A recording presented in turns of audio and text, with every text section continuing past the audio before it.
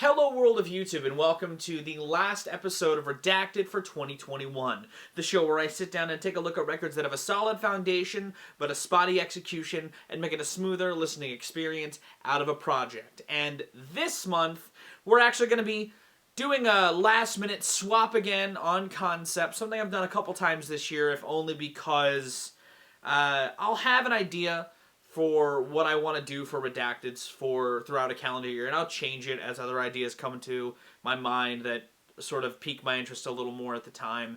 And I'll keep experimenting with the show from there. You know, that's how the pop quadrology came out this year. You know, I did Donda last minute. You know, there's a handful of things that I did that were sort of last minute with the show, and I wouldn't be surprised if that happens in the future. But instead of doing what was going to be this month's episode, which was essentially making another album where there wasn't one, like what I did with the Red Hot Chili Peppers Beside You album, or the I'm Beside You B-Sides collection, and turn it into an album called Pink is Floyd. I was going to do the same thing with a rapper, but I'll just save it for another day. Instead, I'm going to do an episode I was going to do a couple of months ago, but then decided to do instead of Donda. I just felt like actually finishing this project. You know, I had a lot of fun with it when I started doing it in like the middle of the year, and I was really excited when the fall rolled around to sit down and pull these two albums together, the two albums that are reviewed on the channel. And again, like I said during the Donda episode, in hindsight it may have not been the best idea given the history of these two, but given this artist has had a really good year. You know, they dropped a re-release of an album that was very successful, hot off the heels of these two records, and she's just sort of thriving in her own pocket, and I wanted to kind of, as someone who is not a gigantic fan of all of her collective work, talk about two records that actually did hit a chord with me in a way that I was really happy to hear. I'm talking about the 1-2 punch of Folklore and Evermore by Taylor Swift, that I'm pulling together into an album that I'm gonna call Mirrorball. Under someone's bed, you put me on and said I was your as if you were a mythical thing, like you were a trophy or a champion ring. So to cut a long story short, while I haven't talked about Taylor Swift on the channel much outside of listening log updates where I've talked about her last three records that I have had increased enjoyment of, and I think I'd put Reputation in a video form of a list, I haven't talked about Taylor Swift much. I may do more Taylor Swift related videos in the future on the stuff that I do like, but essentially I didn't get into her through her roots. It's not really a style that I really liked at the time, nor do I have a huge appreciation now. I rarely talk about country music on the internet. That's not the focus of today's video. Taylor Swift throughout 2020, a time that was very jarring and isolating and bleak and sad for all of us, or a lot of us by and large, saw Taylor Swift creatively thriving with a lot of people in the music scene that didn't sound weird on paper, but piqued my curiosity by and large. You know, looking at this, seeing her collaborate with artists like Bon Iver and The National and Haim makes sense, honestly. And to see Taylor write records that aren't as devolved into her personal life, I really enjoyed. Not to say that I hate that aspect of Taylor's music. I actually think it's really bold to put yourself out there that up front, especially when you're such a high-profile pop artist. But I'm always intrigued when singer-songwriter type musicians like Taylor Swift do take experiments with not only their sound, but their songwriting approach, you know? And walking away from those two records, I think that they are two of Taylor's strongest records by and large. I wouldn't say they're my favorite, but I really enjoy the songwriting on these projects. And I also like how she musically sort of adapted into this atmosphere that matched that sort of non-self-reflective soundscape that she was toying with. You know, she experiments with electronic sounds here and there. She has some country-ish tinge stuff here and there. She's got some chamber-style stuff. Like, it's very, not scattershot, but it's all revolving around these realms of heavy reverb-soaked instrumentals and all the sort, and I think it fits. And my essential goal when it came to bringing these two records together was more to have a good pace, a good flow, stay within realms that worked and transitioned across different ones pretty well. I wanted the song transitions, obviously, to make a lot of sense. But I wanted to have a handful of semi-arcs that happen throughout the album if you're taking into the account of the characterization within Evermore and the sort of world-building scene in Folklore. Again, I try to do a lot, because, you know, sometimes I get bold with the show, too. And I am happy with not only the pace, but the overall arcs that the album goes through in a songwriting perspective, you know. I could see a multitude of different redacteds for these two records if you really wanted to conceptualize bringing them together. But here's my version. It's 19 songs in an hour and 17 minutes. Let's go ahead and get started. But it would have been fun if you would have been the one. Because I dropped your hand while dancing, left you out. There goes the maddest woman this town has ever seen. Cardigan under someone's bed. You put me. Do you miss the road who coaxed you into paradise and left you there? Back when we were still changing for the better. Wanting was enough. Oh, nobody, no crime. But I ain't letting up until the day I think you were listening to me now. I can feel you smoothing me over. The more that you say, the less I know. Wherever you stray, I follow. All this time, we always want to very thin line. Would you tell me to go fuck myself, or lead me to the garden in the garden? Takes one to know one. Habit in myself to go with grace. He wants what's only yours. Oh, mirrorball. I can change everything. Catching my breath, barefoot in the wildest winter, catching. Hey Dorothea, do you ever stop and think about me? Is the damn season right this time? I'm staying at my parents' house. Now, I've broken up this album, as it were, into 3 portions, 2 smaller and 1 bigger, because I looked at it kind of one big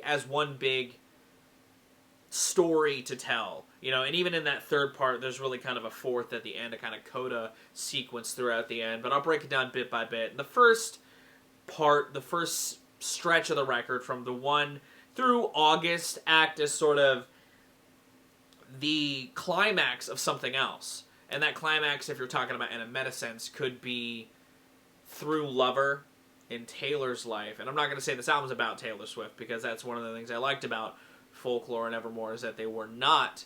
But if we're writing in a narrative style, the protagonist in this sort of lavish city lifestyle, you know, they were in love and they aren't necessarily in a place that they want to be in a romantic sense. You know, the one in Champagne Problems, kind of a 1-2 punch of joy and misery, you know, or expectation, reality in a positive, negative sense. 2 great songs, too. You know, I think that they flow really well into each other, even if they're 2 sides of the same situation, the good and the bad.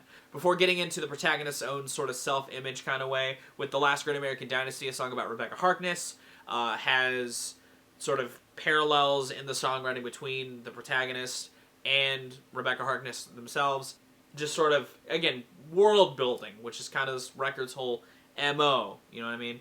Before going into a transition through reflection in the form of Cardigan, Coney Island, and August, 2 of those being a part of a trilogy of songs that are on this record. You know, Cardigan and reflecting on an old love, you know, reflecting on an old dramatic situation between you, your significant other, and someone they cheated on you with, before looking at the life you're in now, which isn't all that much better, because your relationship is still in not a good place with Coney Island. A great song. Love the collaboration with the National there, and I feel like the juxtaposition between the two vocally, Taylor and the singer from The Nationalists, whose name I can't remember, is fantastically done. And again, further cements that sort of turmoil this part of the record's caught up in, before looking back again, and in the form of August, a song written from the other person's perspective, and acts as a good transition into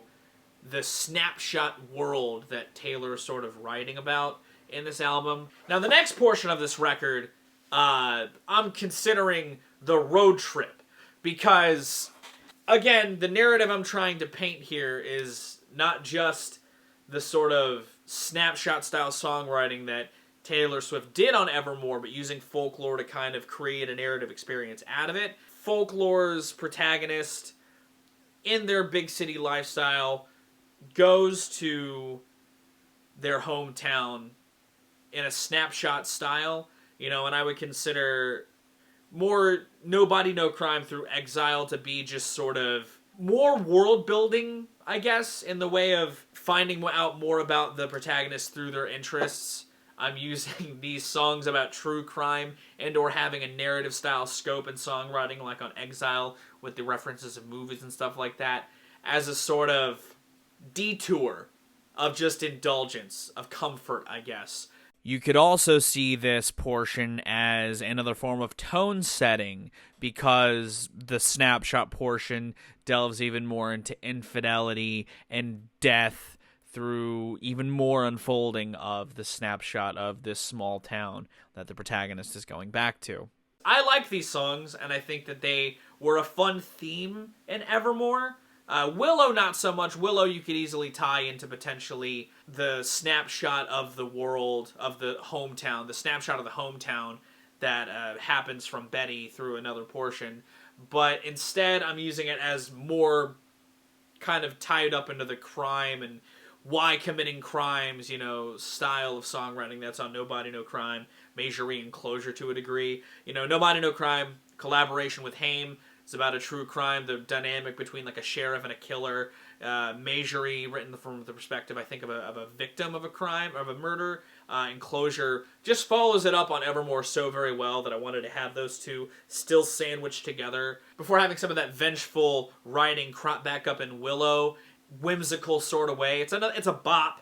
It's a bop with that kind of songwriting, and I kind of wanted to sandwich it in there before having Exile, another really good song that kind of explores relationships in a cinematic sort of scope. I really, really love that song, and I think that, again, Bon Iver and Taylor, Justin and Taylor have just this good vocal chemistry on that song. And I think that the atmosphere on the track is fantastic. All of these songs, by the way, just kind of linking together because I feel like they flow really well into each other. Whether it's the rootsier sound of No Body, No Crime bleeding really well into the synthesized foundation of Marjorie. Could have been any of those. But from Exile, we shift back into where the record started with the snapshot of the hometown. We've got the third part of the trilogy of love triangle songs of Cardigan and August into Betty, the third part of that story narratively if you're listening to Folklore, before getting sort of a pivot into reality from there, because Betty, more reflection, more looking at a snapshot of the past before going back into the present, similarly to what I did with Cardigan and Coney Island, with Cowboy Like Me, following that, sort of showing the place the relationship went, if that makes any sense, lyrically.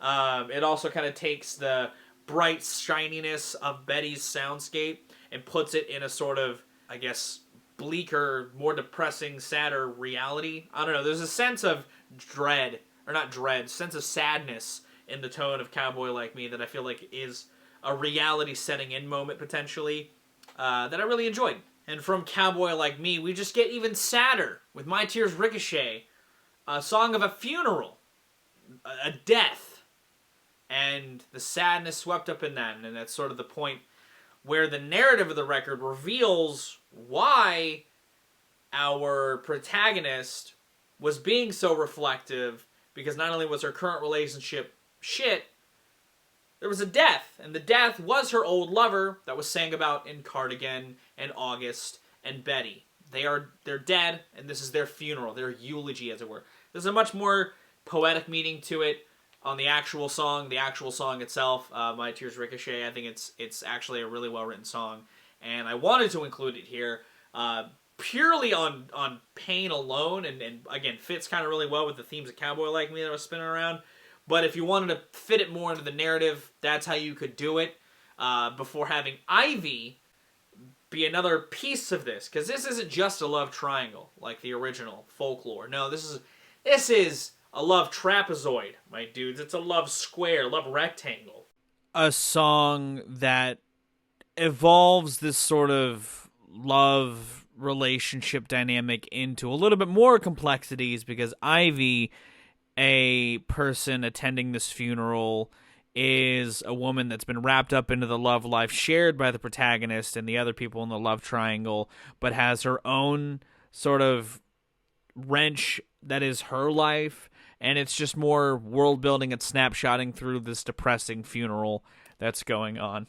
Ivy was the one who brought the protagonist here, and it's another song written in the sort of perspective in this relationship, as it were, before the title track rolls in. And it's a point where the protagonist shows themselves off to be this mirror ball, as it were, this lookings of snapshots of people, of things, of events, before getting a little more inward with the last sort of 3-song chunk that is Evermore, Dorothea, and 'Tis the Damn Season.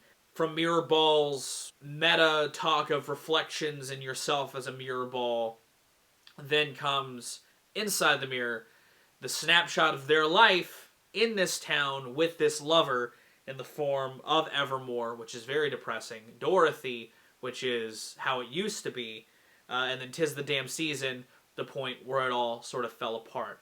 At least as far as her current situation in Evermore, post-funeral, Dorothy being the height of her relationship with the person that she had this sort of triangle-esque situation before going into 'Tis the Damn Season, the point in which all of it melted down, and then she left the small town to pillage forth into new horizons.